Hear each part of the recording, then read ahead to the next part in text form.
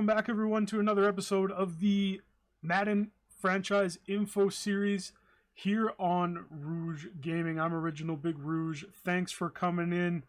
Today we wanted to talk about XP, both for players and for your coach. So let's jump right into it here. So from the main menu, the easiest way to spend your experience points is to go down to upgrade players. If you have upgrades for your players, they will show here as upgrade players. If you do not have any players that can spend XP for attributes, this button will not show up on your screen. Once you click here, you can pick and choose who you want to upgrade. Typically, it will sort by overall. If there is a difference in the amount of points they have, you'll notice that there is a difference in how it's sorted. So these guys here, so Jalen, Robert, Gerald Everett, they have 1 point. So it puts them at the bottom, even though they're a higher overall. John, Sanson, Abukum, and Jared Goff have 2 points, so they're at the top. So once you've decided, you want to upgrade John Johnson here. So you click on him. You're going to be brought to a screen that shows you the archetypes for his position. So for strong safety, you have run support, zone, and hybrid archetypes. What this will allow you to do is spend XP on archetypes. Now in previous Maddens, you were able to spend XP basically how you wanted. If you wanted extra speed, if you wanted extra strength, let's say you wanted extra juke move, you could pick and choose where you wanted to put those experience points.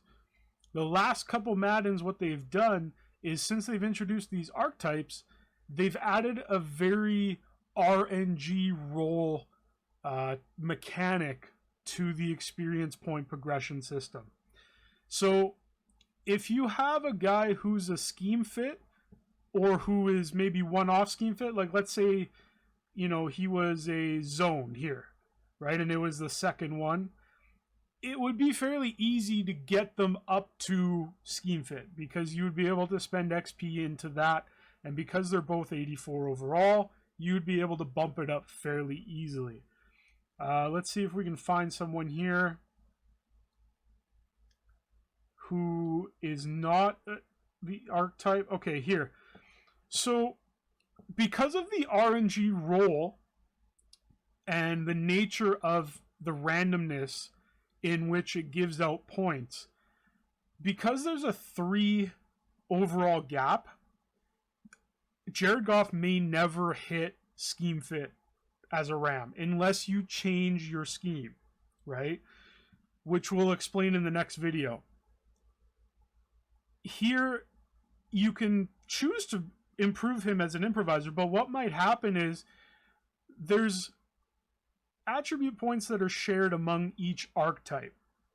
So as you improve improviser, strong arm and field general may go up as well, and vice versa. If it was field general, your improviser's strong arm and scrambler would all go up depending on the attributes that got rolled in to be able to be progressed. So that's something to note too. If you're drafting players, or if you are going through and maybe signing a free agent or trading for somebody, here would be a perfect example, right? Cam Akers is an elusive back, 73 overall. Let's say you wanted him to be a power back.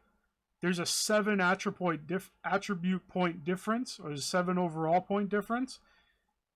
He will never ever be a power back. You will not be able to get him up to that point unless you edit him, or unless the XP is absolutely through the roof and power back is the only thing that you do for the next, maybe to get him up to 99. So that's something that you really need to understand, is there is a very, very random RNG feel to the progression in this year's game. So John has 2 points. And go ahead and spend it on run support here. So you got 3 upgrades this time. 1 man coverage, 1 play recognition, 1 to tackle. Continue. So you see here how zone went up as well. So that's what I'm saying, where just because you upgraded one archetype doesn't mean that it's only going to affect that single one. It will affect the other ones as well. So let's go put his other point into run support. We got 3 again. Hit power, man coverage, tackle. And here you can see at the bottom, hybrid actually went up and matched zone now. And run support is at 86. Right? So let's go do Jared Goff, for example. And I'll show you. So field generals at 76, strong arms at 75, improvisers at 73. So let's add a point to improviser, which gives us throw accuracy deep, throw accuracy medium, throw on the run, and 2 throw under pressure. So field general went up, strong arm went up, improviser went up. So did scrambler actually. Right? So it's going to be difficult if a guy is already kind of behind the 8 ball when it comes to where you want to be in your scheme fit. You may need to change your scheme fit in your coach menu, which I'll show in the next video. If you want to upgrade all your players at once, you can hit triangle or Y on Xbox, and it will give you the option to just upgrade all of your players here. Great option if you have a lot of low guys who have attribute points that need to be spent. Sometimes you don't want to sit there. You might have 25, 30 guys, depending on how long you wait in the season to be able to do it. You don't necessarily want to be sitting there for 20 minutes and doing each individual guy. So that's a great option as well.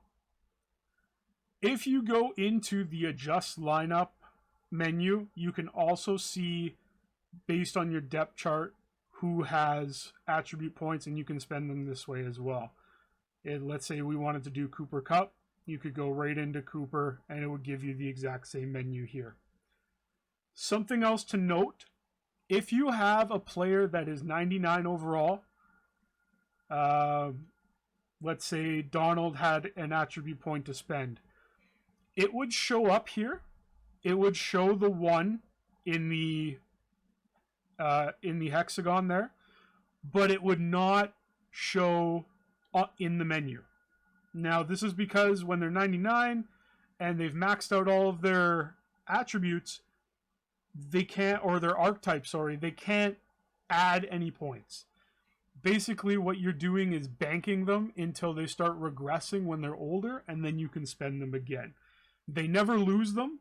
They will keep them until they retire, but you won't be able to spend them unless they regress under that 99 overall threshold. Okay? For Coach XP, this is something that's incredibly important, and I've touched on this in a previous video, in our weekly training video. You can spend Coach XP throughout the season and in the off season, depending on, sometimes you may want to save up, wait until the next season, because you'll get bonuses for playing in the playoffs, for the amount of wins you get, maybe for legacy score, all that kind of stuff. But through the Spend Coach XP menu, you can buy traits and attribute boosts for your team. So if you're playing on a single player franchise, Master Trade Negotiator is a great one. That'll help with trades and trade offers. Free agency influence. If you are a neck and neck with another team in free agency, this will help you get pushed over the top more often than not. Expert scouting. That'll bring your scouting pool from 175 points per week up to 200. Player retention, re-sign, and retirement influence for all positions. As you can see here, so running back, wide receiver, tight end, all the position groups all the way down. So re-sign is when you have player negotiations and maybe you want to offer them a little less money. If you have the package for that position group, you'll have a better chance of re-signing them. Player progression, this is a big one. This is what I touched on in the weekly training video. If you have these training boosts, you will get extra training for those players in your weekly training. This is why I said maybe you want to save up your XP for your coach, because maybe you want to go in a different direction. Maybe you want to wait and see what rookies you get, what young guys you can pick up in free agency, because maybe you want to train those guys more than the current roster that you have. So let's say we drafted some O-line and some D-line. Maybe we want to wait for our XP and then spend it on those training boosts so that we can get the most amount of XP the following season for our players. Okay? So that's basically it for Coach XP. And that pretty much wraps it up for your player XP as well. So just remember, you can go through. Biggest thing to remember is just that scheme fit, guys. It makes a huge difference. They will get more XP if they're a scheme fit. Try to stay within it. It'll help with XP, like I said. It'll help with training, all that kind of stuff. You want to keep as many guys scheme fit as you possibly can. Of course, you know, when there's a big enough gap here, like you can see, Abukum is a 80 overall speed rusher, but then 76 run stopper, 71 power rusher, 70 in pass coverage. Let's say you want to give him some extra zone and man coverage, or try to anyway. We can go down here and give him some pass coverage without risking going down as a speed rusher, because there's such a large gap that it's not going to make that big of a difference. So there, we got 5 zone coverage between the two. So now if we go and we look at zone coverage, see how low it is still?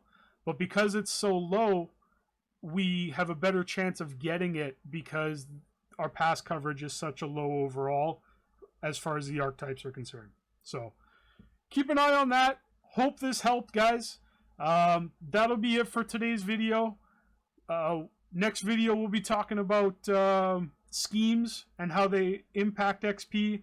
I'll show you how to go through auto subs and fatigue as well as formation subs. And we'll just go through how to set up your team overall and set them up for success. So thanks again, guys. I appreciate the support. Please leave a like and a comment on this video. Let me know what you would like to see in the future. If you have any other information that you would like me to go through as it pertains to Madden franchise. And of course, leave a like on this video so we can advertise it to the masses. YouTube loves those likes. It pushes the videos up in the lists. So that'll be it, guys. Thank you. Have a great day, and we will see you in the next one.